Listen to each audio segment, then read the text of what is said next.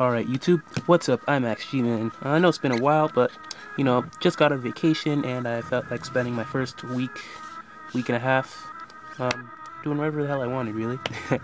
So, yeah, that's why I haven't posted in a while. But, you know, I should be getting back to weekly, bi-weekly stuff. So, yeah, today is going to be about band cards, why you should collect them. Well, as we all know, every format or two, there are a card or cards that come off the ban list that become instantly valuable in their highest rarity. Example, BLS. Before it was like $8-10 for the ultra rare, like on eBay, and now, last time I checked, it was $40-50. Might not still be that much, but that's a huge hike just by coming off the ban list. So, obviously, the same principle goes for other very broken cards that may come back one day that people might not think of. So reason number one to have a band collection is that it could be profitable. Reason number two, it's fun. Like, this collection has a limit. So basically, since there's only 50-ish cards on the ban list, this collection can only be that much. So it gives you an endpoint. You should have an idea of how much it takes to finish a collection like this. Me, I'm missing like 10 cards, I think, something around there. And I'm telling you, this collection is really easy to start too, because a lot of it is commons that, like, you might just, you know, get rid of in thrown in a trade for someone else, whoever thinks it could come back. Keep those. I remember when Monster Reborn came back after being banned for a while, I had like 7 or 8 of them. And I actually traded them all to get like half a deck I needed. And even though they were all commons and some were beat up, people really wanted them because they didn't have any. So, reason number two, it's a fun collection. Reason number three, supply and demand, as I just said. So if you have the supply, others will have the demand, and then there goes your profit. Reason number four is so that you can have these cards when they come off the list. Cards like Goyo Guardian are not too easy to come by anymore. Like, my suggestion personally would be to pick up some Goyo Guardians. If it came back, it wouldn't necessarily be format revolving, because everything's about Exceeds now. I know Konami's trying to promote Exceeds and everything, and with Laval's coming out, Goyo would still be easy to get out, but he's not broken enough to the point where people will go over to Goyo just to use him. You know what I'm saying? Like, that might happen within like the first week or two.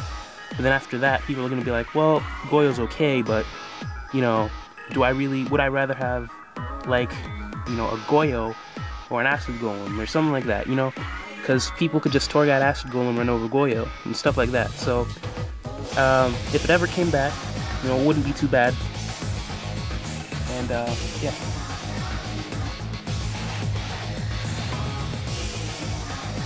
And we got Dark Strike. This is one of the more debatable cards.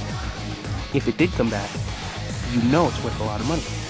Because they're like, do you have a Dark Strike fighter just lying around? Doubt it. Like, cards like that, and cards like Glow Up Bulb and Spore, even though they might not come back soon, when they do come back, you can be assured that the high rarity ones are going to be worth a decent amount. Super rare Fishborg. Fishborg also coming back most likely won't happen anytime soon, since they're trying to promote Exceeds out for synchros. But, you know, eventually it will come back. I mean, it's Fish Synchro. There'll be a point where Exceeds are just as bad as synchros, like just as spammable and everything like that. And when that point comes, it's safe to assume that Fishborg could come back. Also, we got Cyber Jars. These cards are most like 99% not going to come back. But in the off chance that Konami like gets on some special crack and brings this back, look, I have 3. What does that say? A, I'll be able to play it in the high rarity, which is a Starfoil. Not the highest rarity, but it's like the middle rarity right now for this. B, I'll have 2 extras to trade off for like other cards I need. So just think about these things. Super rare Tribe Infecting Viruses. People are going to want them if they ever come back. Got a Rescue Cat. Pick up those super rares. Those are pretty hard to get. And Victory Dragon. See, the only reason it comes back is I believe that in the OCG you're not allowed to scoop when it's your opponent's turn. So if you scoop on your opponent's turn, you like take the match loss or something. So basically here in the TCG, before they attack, you can just be like, I give up, game 3. But in the OCG, what I heard was that you're not allowed to do that, and if you do that, you lose the match. So if they got out Victory Dragon game 1, and even if you tried to scoop, you'd still lose the match anyway. So Victory Dragon, unless that changes in the OCG, could never come back. Magical Scientist, probably not going to come back. Chaos Emperor Dragon, this card is just broken beyond belief, most likely not going to come back. If it does come back, think of it. If BLS went to 40-50 and it's not as broken as this, think of how much this would go up to. Come on, like, right now it's not even that much. Pick these up, guys.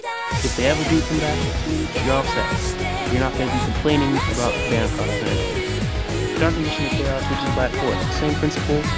One of these actually could come back, more like the Witch of the Black Forest, in my opinion. Good candidate, because if they wanted to out Sandman and bring this back to make Tornad less broken, they could do it.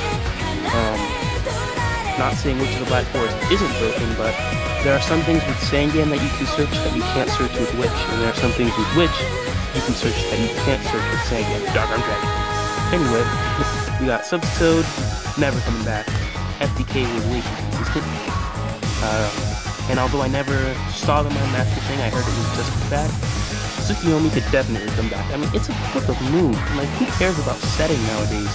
It's not, like, if Book of Moon could detach Exceeds materials after it set the Exceeds, that would be a different story. But there's no harm in bringing this back. It doesn't hurt their new product at all. And people would definitely play it. Onto my spells. Last Will, Mass Driver, not really big pickups. Hollow Pot of Greeds. If Pot of Greed ever came back, you can bet those would be worth at least $5, I guess. Metamorphosis. If you can pick up a hollow one, probably $5. If it ever came back. Trunade, Regeki. Regeki and Harpy's Feather Duster. These are good cards to have the original versions of. You can bet that if they ever did come back, the reprints wouldn't be worth anything. But the original one, like, here we got the difference between the reprint and the original one. This would definitely be worth, like, this one would definitely be worth a lot more, just because it's higher rarity and it's older. So if it ever came back, I'd say this would be $2, and this could probably be easily $7 or $8, maybe even $10, just because of how hard it is to get in the rarity. Brain Control, Snatch Steal, Premature Burial, Sentinel of the Kings, etc. Dimension Fusion, look at that, ultra rare. So, you should get the message by now. Pick up these cards while you can. They should go up in rarity. I've invested in Royal Oppression.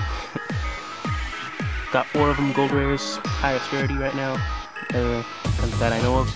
I'm pretty sure that's the highest rarity. So, yeah. Pick up on cards you think could come back. Band Collection is a good collection to have, even with Fleet, because no one ever really wants the cards. If you would start the Band Collection, the only card I would be saying get as soon as possible would be Trishula, because people seem to have some strange attachment to Trishula. So, if at all possible, pick up a Trish, because those are still hard to get for some reason. So, besides that, make a band collection. Fun, completable, profitable. Something you can look forward to every 6 months. To look in your binder and be like, I have that card. So, yeah, thanks for watching. Bye.